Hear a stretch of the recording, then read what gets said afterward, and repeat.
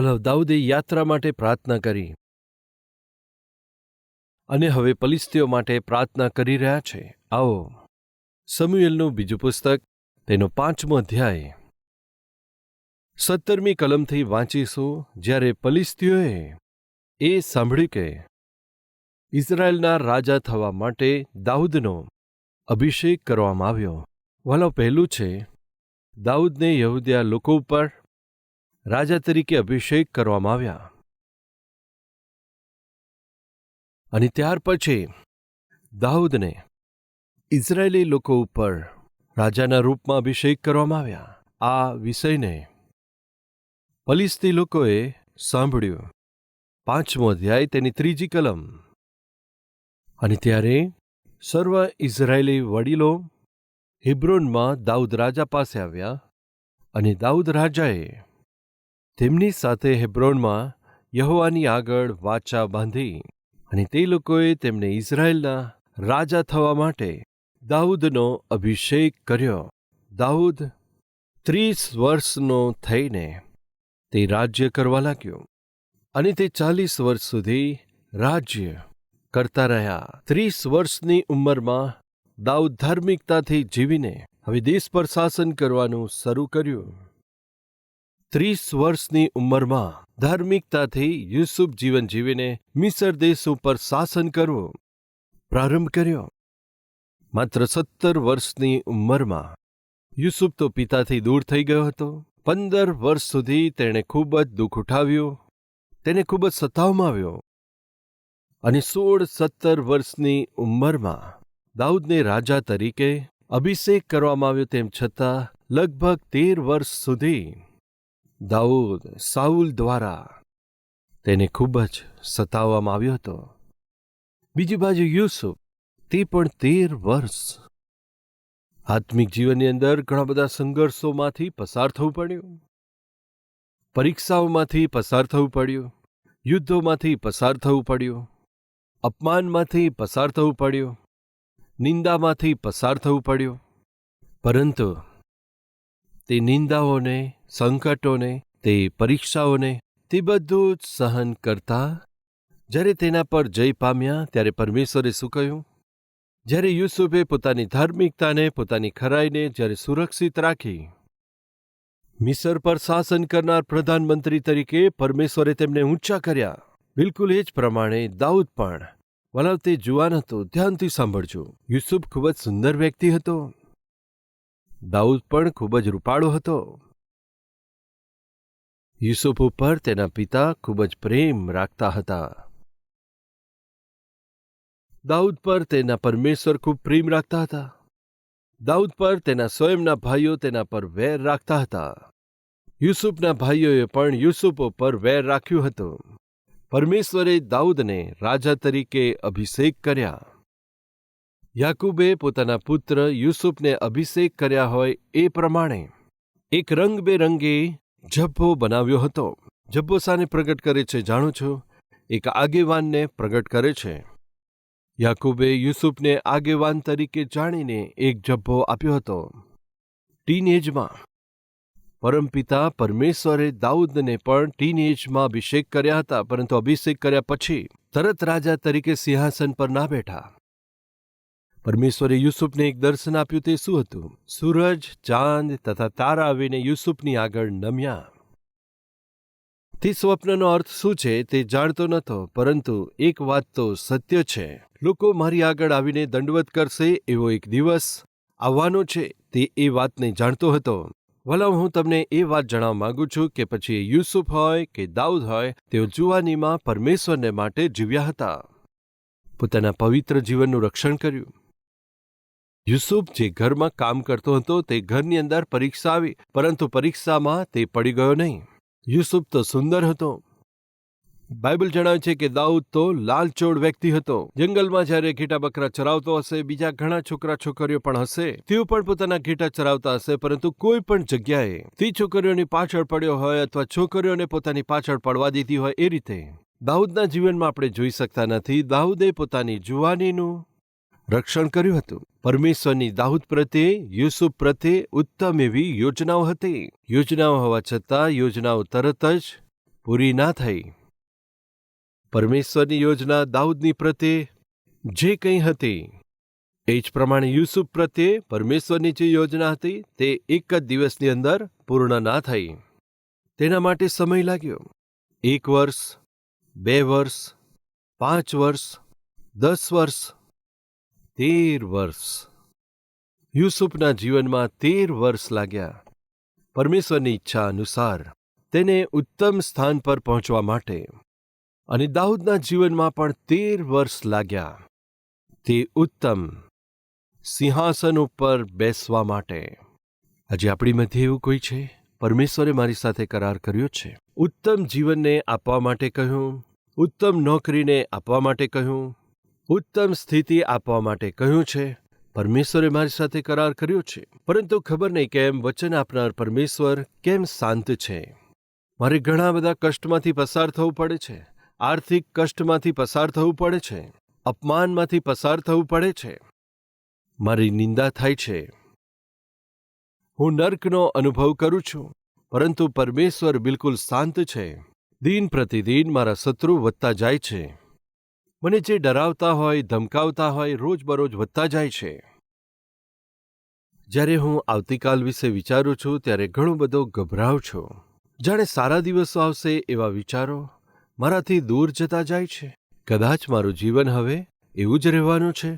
એવા વિચારોથી રોજબરોજ મને શાંતિથી ઊંઘ પણ આવતી નથી. જ્યારે હું આટલું કષ્ટ ઉઠાવું છું, જ્યારે આટલો બધો દબાવ છું, તો પરમેશ્વર કેમ આટલા ચૂપ છે એવો પ્રશ્ન તમે કરી શકો.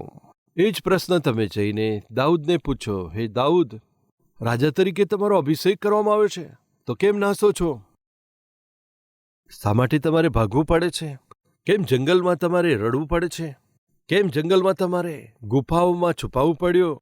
તમારે ભૂખથી તડપવું પડ્યું હતું? શત્રુના ભયથી જંગલમાં કાંપતા જંગલમાં તમારે રડવું પડ્યું હતું. કારણ શું છે દાઉદ? ત્યારે દાઉદ કહેશે, આ તો જાણે પરીક્ષાનો સમય હતો. એ તો ટ્રેનિંગનો સમય હતો. એ તો પરમેશ્વર તરફથી વિશ્વાસની કસોટી હતી. એ તો પરમેશ્વર દ્વારા મારા ચરિત્રની તપાસની કસોટી હતી. મારી પારખ કરવાનો સમય હતો. મારી અગ્નિ પરીક્ષા હતી. ત્યારે વિશ્વાસમાં સ્થિર રહીશ કે પછી ભટકી જઈશ તેનો સમય હતો. વલાવ 13 વર્ષ સુધી યુસુફની પણ પારખ થઈ. 13 વર્ષ સુધી દાઉદની પારખ થઈ. તેમની જુવાનીની પારખ થઈ ગઈ. તેમનું શરીરની પારખ થઈ. તેમના ભરોસાની પારખ થઈ. તેમના વિશ્વાસની પારખ થઈ. પરમેશ્વરની સ્તુતિ થાઓ. આ જુવાનો પોતાના પારખના સમયે વિશ્વાસુ માલુમ પડ્યા. 30 વર્ષની ઉંમરમાં યુસુફ પ્રધાનમંત્રી બન્યા. 30 વર્ષની ઉંમરમાં દાઉદ દેશના રાજા બન્યા. પ્રિય ભાઈઓ તથા બહેનો, કદાચ તમારી પણ પારખ થતી હોય એવા સમયમાં હોય. કસોટી કાળમાંથી જ્યારે તમે પસાર થાવ ત્યારે એક વાતને ના ભૂલશો. શું છે જાણો છો? પરમેશ્વર નિશ્ચય ચૂપ રહેશે. શા માટે પરમેશ્વર મને ઉત્તર નથી આપતા? કેમ પરમેશ્વર ચૂપ છે? એ પ્રશ્ન સહજ રીતે તમે કરશો. માની લો તમે કાલે ક્લાસમાં બેઠા. તમને કંઈક ડાઉટ્સ હોય, કંઈક પ્રશ્ન હોય અને તમે ક્લાસમાં ટીચરને પૂછી શકો છો. શું મારા આ ડાઉટને ક્લિયર કરી આપશો? શું મારો આ પ્રશ્ન તમે સમજાવશો? બોલો શું છે? આવો પ્રશ્ન છે. ઓકે, તેનો જવાબ આવો છે. નિશ્ચય ટીચર તે સમજાવશે. હવે જ્યારે એક્ઝામનો સમય આવ્યો, એક્ઝામ હોલમાં પણ ટીચર છે. તમે પરીક્ષા આપતા હતા. હવે ટીચરને બોલાવીને, ટીચર આ ત્રીજા પ્રશ્નનો જવાબ શું છે? આ રીતે જો તમે પૂછશો તો તમારા ટીચર શું કરશે જણાવો?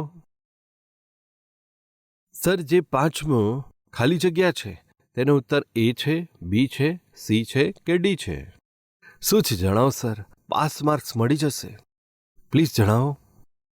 આ રીતે તમે પૂછ્યું સમજો, ઉત્તર આપ્યા વગર રહેશે. આ શું છે સર, તમે મને ઉત્તર આપ્યા વગર અહીંથી ચાલ્યા જાઓ છો? હું તો તમારો સ્ટુડન્ટ છું. જ્યારે તમે કોફી મંગાવી મેં આપી, ચા મંગાવી મેં આપી છે. હા, લસ્સી કીધું ત્યારે લાવ્યો છું. આ બધું તમે યાદ દેવડાવો. પ્રભુ, મેં કેટલી બધી ભેટ આપી. પ્રભુ, મેં દશાંશ પણ આપ્યો છે. બીજું શું કહેવાય? દર રવિવારે હું તમારી આરાધના કરવા આવું છું. પ્રભુ, તમે કંઈ કહેતા નથી. પરમેશ્વર કશું જવાબ નહીં આપે. ટીચર કશો જવાબ નહીં આપી શકે. અરે ગઈકાલ સુધી તો ટીચર વાત કરતા હતા, કરી હતી, તો આજે કેમ વાત ના કરી શકે? કેમ કે આજે તમારી પરીક્ષા છે. જ્યારે તમે પરીક્ષા આપો છો ત્યારે ટીચર વાત ના કરી શકે. જ્યારે તમે પણ પરીક્ષામાંથી પસાર થાવ છો, પરીક્ષા લેનાર પરમેશ્વર તે પણ શાંત રહેશે, એ સત્યને તમે ભૂલશો નહીં. હવે જો તમે ક્લેશમાંથી, સંકટમાંથી, દુઃખમાંથી પસાર થાવ છો, પરમેશ્વર વાત ના કરે ત્યારે તમે ચિંતા ના કરશો, દુઃખી ના થશો. કેમ જાણો છો? પરમેશ્વર તમારી પારખ કરે છે. યસ, જ્યારે તમે પાપને જુઓ છો, પાપની પરીક્ષા આવે છે, પાપમાં પડી જાઓ છો અને પાપના ગુલામ થઈ જાઓ છો, પરમેશ્વર વાત નહીં કરે. એ તો સાઉલના જીવનની વિધિ છે. સાઉલ પાપમાં પડ્યો, પરમેશ્વરની વિરુદ્ધમાં કામ કર્યું, પરમેશ્વર તેની પાસેથી જતા રહ્યા, અલગ વાત છે. એ જ પ્રમાણે આધ્યાત્મિક જીવનમાં પરમેશ્વર જ્યારે તમારા પ્રત્યે ઉત્તમ યોજનાઓને રાખે છે ત્યારે તમારી પણ પારખ થશે. સોનું જ્યારે અદ્ભુત આકારમાં આવે તે પહેલા તેને અગ્નિમાં તપાવવામાં આવે છે. દૂધ ઉકાળતા પહેલા તમે પાત્રને સાફ કરો છો. એક વાસણ બનાવતા પહેલા માટીને પણ તમે તપાસો છો. ભોજન બનાવતા પહેલા તમે ચોખાને પણ સાફ કરતા હોવ છો. સહજ રીતે ભોજન બનાવતા પહેલા તમે ચોખાને તમે જોઈ લો છો. તમે રીંગણ કાપી રહ્યા છો, સમજો, ત્યારે રીંગણને તમે જોતા રહો છો. કેમ કે ક્યાંક કીડો તો નથી ને? એમ જ આપણે પકવતા પહેલા શાકભાજી જોઈએ છે. તમે ભોજન બનાવતા પહેલા ચોખાને પણ સાફ કરતા હોવ છો. બધું સારી રીતે જાણ્યા પછી જ તમે એ કામને શરૂ કરો છો. એમ જ પરમેશ્વર તમારા જીવનમાં ઉત્તમ કાર્યને આરંભ કરતા પહેલા તમને, તમારા જીવનને, તમારા ચારિત્ર્યને પહેલા પારખ કરશે. તે સત્યને તમે ભૂલશો નહીં. વાલાઓ, દાઉદ 30 વર્ષ સુધી રાહ જોઈ પણ એ વાતની કલ્પના નહોતી કરી. પિતા, યહૂદાના નગરમાં હું જાઉં? હા, જાઓ. ત્યાં ગયા પછી દાઉદના જીવનમાં શું થશે તે દાઉદને ખબર નહોતી, પરમેશ્વરને ખબર હતી. દાઉદ, તમે જાઓ. 13 વર્ષ સુધી મેં તમારી પારખ કરી છે. તે પારખના હવે પરિણામને આજે હું તમને આપવા જાઉં છું. જાઓ. તે ગયો યહૂદાની ઉપર, તે રાજા તરીકે તેનો અભિષેક થયો. ત્યાર પછી ઇઝરાયેલી લોકો આવીને બોલ્યા, તારે અમારી ઉપર પણ રાજા થવું પડશે. એમ કહીને તેમણે દાઉદનો અભિષેક કર્યો. જો તમે પરમેશ્વર પ્રત્યે વિશ્વાસપૂર્વક જીવો છો તો, જો તમે તમારા વિશ્વાસની રક્ષા કરો છો તો, તમે પોતાની સાક્ષીની સંભાળ રાખો છો તો, શૈતાનને આધીન ના થઈને, અપવિત્રતાને સ્થાન ના આપીને, જો તમે પરમેશ્વરની ઈચ્છા અનુસાર આગળ વધી રહ્યા છો તો, કૃપા કરી સાંભળો. ચોક્કસપણે મારા પરમેશ્વરે તમારા પ્રત્યે જે યોજના અને ઉદ્દેશને રાખ્યા છે અને જે દર્શન રાખ્યું છે તે પૂર્ણ થવાનો દિવસ નિકટ આવ્યો છે. ત્યારે તમારામાં કોઈ વિચાર ઉત્પન્ન થઈ શકે છે. બ્રધર, તમે કહી શકો છો કે પરમેશ્વરની ઈચ્છા પ્રમાણે કરતા, ખરું જીવન જીવતા, પવિત્ર જીવનમાં આગળ વધતા પરમેશ્વર આશીષ આપે છે, તમે કહો છો. પરંતુ માણસ છે એટલા માટે જાણતા જાણતા કંઈક ભૂલ તો થઈ જાય છે. ઘણા બધા સંદર્ભમાં હું પરમેશ્વરની ઈચ્છા પ્રમાણે જીવી નથી શકતો. એ બધી બાબતો પરમેશ્વર ધ્યાનમાં લઈને શું મને આશીર્વાદ આપતા રોકાઈ જશે? પ્રશ્ન તમારામાં આવી શકે છે. કૃપા કરી ધ્યાન આપજો. પુત્ર પ્રત્યે પિતાની ઉત્તમ યોજનાઓ હોય છે. ઘણીવાર પુત્રને ઉઠો કહે તો ઉઠતા નથી. ઘણીવાર પુત્રને હોમવર્ક કરો કહે તો કરતા નથી. વળી ઘણીવાર એક્ઝામ્સને માટે સવાર વહેલા ઉઠીને વાંચો કહે તો વાંચતા નથી. પુત્ર આજ્ઞા નથી માનતા એમ વિચારીને તે પિતા હવે તે પુત્રને અભ્યાસ કરવાનું બંધ કરાવી દેશે? બતાવો. એ સવારે ઉઠ્યો નથી એટલા માટે, અથવા તો હોમવર્ક નથી કર્યું એટલા માટે, અથવા તો યુનિટ ટેસ્ટમાં 25માંથી 22 અથવા 20 નથી લાવ્યો, કેવળ 16 માર્ક્સ મળ્યા છે એટલા માટે તે પિતા પોતાના પુત્રને અભ્યાસ કરવાનું બંધ કરી દેશે? ઘરની બહાર કાઢવાનું બંધ કરી દેશે? ના વાલાઓ, તે પુત્રને સુધારવાનો પ્રયાસ કરશે. તે પુત્રને ઠીક કરવા માટે પ્રયાસ કરશે, તેને ચેતવણી આપશે, સુધારવા પ્રયાસ કરશે. તે પિતા પોતાના પુત્રને આ નાની નાની ભૂલોને લીધે ઘરની બહાર કાઢી નાખવાનો પ્રયાસ નહીં કરે, પણ બહાર કાઢી મૂકશે જ્યારે પીને આવશે. બહાર કાઢી મૂકશે જ્યારે ગમે ત્યારે છોકરી લઈ આવે. કેટલીક ભૂલો એવી હોય છે પિતા સહન કરી શકતા હોય છે, કેટલીક ભૂલો એવી હોય છે પિતા સહન ના કરી શકે. વલાવ સાઉલે જે ભૂલો કરી હતી તે પરમેશ્વર સહન કરે તેથી બહાર હતી, ક્ષમાથી પણ ઉપર હતી. સામસોને જે પાપમય કાર્ય કર્યા હતા ભારે અંધકારમય હતા. વેશ્યાઓની પાસે જઈને જ્યારે પાપમય કાર્ય કરતા હતા પરમેશ્વર સહન ના કરી શક્યા અને તેને છોડી દીધો. દાઉદને પણ તમે જુઓ તો જ્યારે સાઉલ તેનો પીછો કરતો હતો ઘણા બધા જૂઠ બોલ્યા. સાઉલ જ્યારે પાછો પડ્યો હતો કેટલીક ભૂલો કરી હતી. એકવાર તેણે પાગલ જેવો વ્યવહાર પણ કર્યો હતો. એવી ઘણી દાઉદની પણ ભૂલો થઈ છે. પરંતુ ધ્યાન આપજો, તે ભૂલો કરવા છતાં પરમેશ્વરની પાસે આવીને ક્ષમા માંગતા હતા. પિતા, તમને છોડીને હું ક્યાંય જઈ શકતો નથી, તમારા વગર હું જીવી શકતો નથી, દરેક વાતમાં મને તમારી જરૂર છે. તે પોતાની નિર્બળતામાં પણ બળવાન એવા પરમેશ્વરના શરણ સ્થાનમાં આવીને આશ્રય લેતા હતા. યસ, મારા અને તમારા જીવનમાં, આપણી આત્મિક જીવન યાત્રામાં કેટલીક ભૂલો થતી હોય છે. તે ભૂલોના વિશે પરમેશ્વરની પાસે આવીને જ્યારે હોય ત્યારે સમયે આપણે ભૂલો સ્વીકારી લઈએ તો, પ્રભુ ઈસુના રક્તથી પોતાને શુદ્ધ કરી લઈશું તો, પરમેશ્વરની ઉપસ્થિતિમાં આવીએ અને જે તે સમયે મેલમિલાપ કરી લઈએ તો ચોક્કસ પરમેશ્વર જે સુંદર એવું ભવિષ્ય પરમેશ્વર તમને આપવા માંગે છે, આપશે. તે કહેવામાં કોઈ પણ શંકા નથી. 3 અધ્યાયમાં આપણે જોયું કે દાઉદ ઇઝરાયેલી લોકો ઉપર પણ રાજા તરીકે નિયુક્ત થયા. 5મા અધ્યાયમાં આપણે જોઈએ છે ઇઝરાયેલી લોકો ઉપર દાઉદ રાજા તરીકે અભિષેક્ત કરવામાં આવ્યા છે. ત્યારે એ વાત સાંભળીને ફલિસ્તી લોકો ઇઝરાયેલ ઉપર ચડાઈ કરવાની તૈયારી કરી. દાઉદ ઉપર અદેખાઈ કરીને ચડાઈ કરવાની તૈયારી કરી. ત્યારે દાઉદે શું કર્યું? આવો આપણે 5મો અધ્યાય વાંચીએ. 19મી કલમ, અહીંયા 17મી કલમથી ફરી વાંચીશું. જ્યારે ફલિસ્તી લોકોએ એ સાંભળ્યું કે ઇઝરાયેલના રાજા તરીકે દાઉદને પસંદ કરવામાં આવ્યો છે, ત્યારે સર્વ ફલિસ્તીઓ દાઉદની શોધમાં નીકળ્યા. એ સાંભળીને દાઉદ ગઢમાં ચાલ્યા ગયા. ત્યારે ફલિસ્તીઓ આવીને રફાઈમ નામના ખીણ પ્રદેશમાં ફેલાઈ ગયા.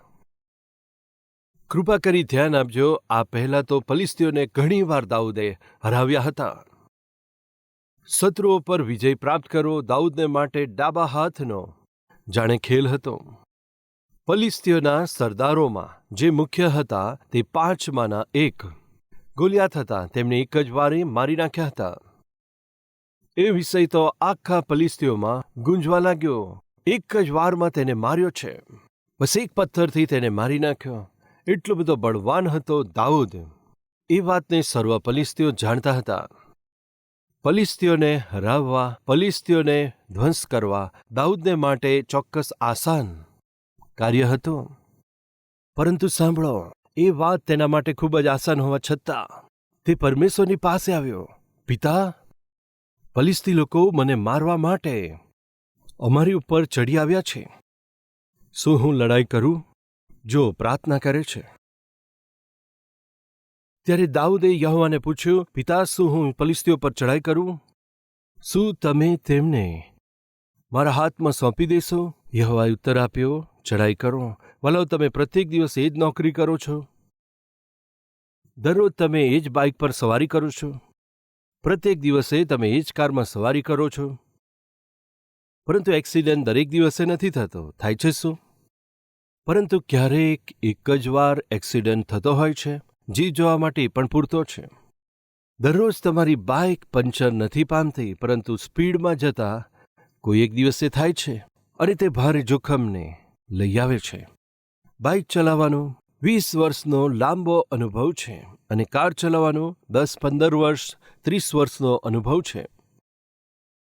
કૃપા કરી ધ્યાન આપજો, સામાન્ય રીતે જે કાર્ય તમે કરતા હોવ છો તેમાં ક્યારે કેવી રીતે દુર્ઘટના થશે તે કોઈ જાણતું નથી. વલાવ એક સૈનિક હતા, તે તો સૈન્યમાં કેવી રીતે પ્લેન ચલાવવું તેની ટ્રેનિંગ પણ પામ્યા હતા. ઘણીવાર આપણે જોઈએ છીએ કે આ રીતે પ્લેન ઉડાવવાની જે કરામત છે 15મી ઓગસ્ટે આપણે જોતા હોય છે, અથવા 26મી જાન્યુઆરી હોય, આ રીતે કંઈક વિશેષ અવસરોના સમયે તે એરોપ્લેનની કરામત બતાવતા હોય છે. પ્લેન પલટી મારે. આ રીતે જે પ્લેન ઉડાવતા હોય છે, સ્પીડમાં ઉડાવતા હોય છે, પ્લેન પલટી મારતું હોય છે, બહુ જ નિપુણ કાર્ય. આવા સૈનિક પાયલટ કરામત બતાવીને સુરક્ષિત રીતે લેન્ડિંગ કર્યા પછી બાઇકથી પોતાના ઘરે જતા હતા. બાઇક પર જ્યારે ઘરે જતા હતા ત્યારે સામેનું જે ચક્કર હતું એકદમ તૂટી ગયું અને બાઇક સ્લીપ થઈ ગયું. હોસ્પિટલમાં લઈ જવા પડ્યા. ડોક્ટરે કહ્યું કે 2 મહિના આરામ કરો. ધ્યાનથી સાંભળો, તે શું કામ કરતા હતા? આકાશમાં પ્લેન ઉડાવતા. ઘણા બધા કરામત બતાવતા હતા, પરંતુ હવે ક્યાં છે? હોસ્પિટલમાં છે. પ્લેન ક્રેશ થઈ ગયું શું? ના, એવું તો નહોતું થયું. બાઇક સ્લીપ થઈ ગયું હતું. એટલા માટે એક વ્યક્તિ ગમે તેટલો નિપુણ હોય, ગમે તેટલો બુદ્ધિમાન કેમ ના હોય, એક ભૂલ પૂરતી છે. હોસ્પિટલમાં પહોંચાડી દેશે. નાની દુર્ઘટના પૂરતી છે. એટલા માટે તમે ગમે તેટલા હોશિયાર એવા ડ્રાઈવર કેમ ના હોય, બાઇક રાઇડર હોય, કામ કરનારા હોય, તમે સેવક હોય, સેવકાઈ કરનારા વ્યક્તિ હોય, તમે પ્રચારક હોય, પરમેશ્વરની સહાયતા જોઈએ. દાઉદ અહીંયા શું શીખવી રહ્યા છે કે ફલિસ્તીઓને મારવા તે દાઉદને માટે જાણે ડાબા હાથનો ખેલ છે. પરંતુ તે એક સચ્ચાઈ જાણે છે. તે શું છે કે ગમે તેટલી વાર હું ફલિસ્તીઓ પર વિજય પામું, પરંતુ દરેક વખતે મારા જીતવાનું કારણ એ મારા પરમેશ્વર હોવા જોઈએ. તે પરમેશ્વરની સહાયતા વગર હું જઈને કશું પણ હાસિલ નથી કરી શકતો. પિતા, ફલિસ્તીઓ પર ચડાઈ કરું? હા, કરો. શું મારા હાથમાં સોંપી દેશો? હા, હું કરી દઈશ. તે ગયા, યુદ્ધ કર્યો અને વિજય હાંસિલ કર્યો. ફલિસ્તીઓ જ્યારે યુદ્ધ કરવાનો સમય પાસે આવ્યો તે વિષયમાં પ્રાર્થના કરી, પ્રભુ, હું યુદ્ધ માટે જાઉં? હા, જાઓ. ત્યાર પછી શું થયું? 20મી કલમ વાંચું છું. ત્યારે દાઉદ બાલ પારાસીમમાં ગયા અને દાઉદે તેમને માર્યા. ત્યારે તેણે કહ્યું કે યહોવા મારી સાથે રહીને પાણીના વહેણની જેમ તૂટી પડ્યા છે. તે કારણને લઈને તેણે તે જગ્યાનું નામ બાલ પારાસીમ પાડ્યું હતું. તેણે તે સ્થાનનું નામ બાલ પારાસીમ પાડ્યું. યહોવા મારા શત્રુઓને મારા હાથોમાં સોંપી દીધા છે. દાઉદ કોનો મહિમા કરે છે? જ્યારે તેણે વિજય પ્રાપ્ત કર્યો, કોનો મહિમા કરે છે? પરમેશ્વરનો મહિમા કરે છે. ભલાઓ, તમને નોકરી મળ્યા પછી અભિમાન ના કરશો. નોકરીમાં સારું સ્થાન કમાયા પછી અભિમાન ના કરશો. તમારું વેતન વધ્યા પછી, તમે પરમેનન્ટ થઈ ગયા પછી, તમે એક કાર ખરીદ્યા પછી, એક મકાન ખરીદ્યા પછી, તમે જે વિચાર્યું પ્રાપ્ત કરી લીધા પછી શું કરવાનું છે? પરમેશ્વરનો મહિમા કરવાનો છે. પિતા, આજે જે કંઈ છું અને જે કંઈ પ્રાપ્ત કર્યું છે એ સર્વ તમારી દયા તથા ઉપકારને લીધે પામ્યો છું. માટે સર્વ માન તથા મહિમા અને આદર પ્રભુ તમને જ આપું છું. આ રીતે પ્રાર્થના કરીએ.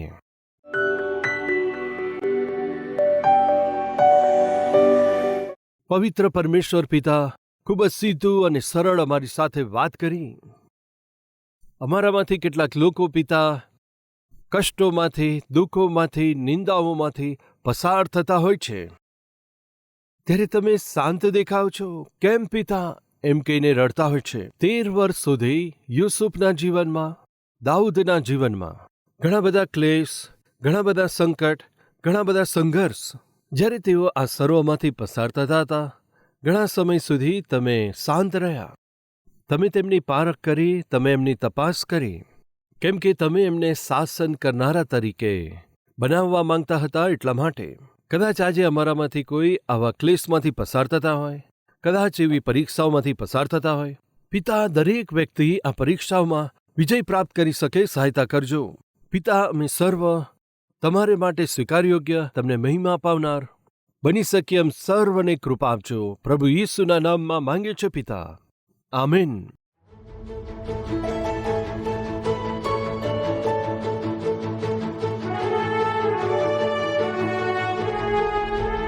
અમારું address: Calvary, post box number 30, Kukatpally, Hyderabad 72.